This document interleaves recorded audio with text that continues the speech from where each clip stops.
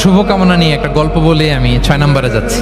এক লোক মাগরিবের নামাজের আগে তার বন্ধুর জন্য দোয়া করতেছে, আল্লাহ আমার বন্ধুকে তুমি একটা সুন্দরী, রূপবতী, গুণবতী, নেককার, মুতিয়া, কানেতা, জামিলা, রায়েআ, একজন রূপবতী নেককার স্ত্রী দাও আল্লাহ।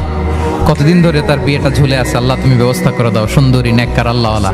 তো সে তো তার বন্ধুর জন্য প্রাণ ভরে দোয়া করতেছে, আর তার স্ত্রী ওয়াইফ পাশেই ইফতারি রেডি করতেছিল। এই দোয়া শুনে মহিলা তো তেলে বেগুনে জ্বলে উঠছে, দৌড়ে আসে বলছে, এই তুমি কিসের দোয়া করো, রাখো।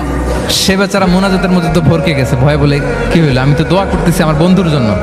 তো মহিলা বলে, তুমি কি মনে করছো আমি হাদিসটা জানি না? অন্যের জন্য কোনো ভালো দোয়া করলে আগে যেটা নিজের জন্য কবুল হয়, তুমি মনে করছো আমি জানি না?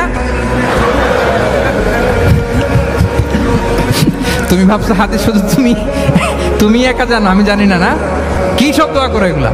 আল্লাহু আকবার, আল্লাহ রহম করুক। প্রিয় ভাইরা, এটা বলার উদ্দেশ্য হচ্ছে আপনি ভালো কিছু অন্যের জন্য চাইলে আল্লাহ তাআলা এটা নিজের জন্য কবুল করে নেয়। তাহলে অন্যের জন্য কল্যাণ কামনা করা, এটা হচ্ছে হৃদ্যতা, ভালোবাসা, সুসম্পর্ক বানানোর 5 নাম্বার টিপস।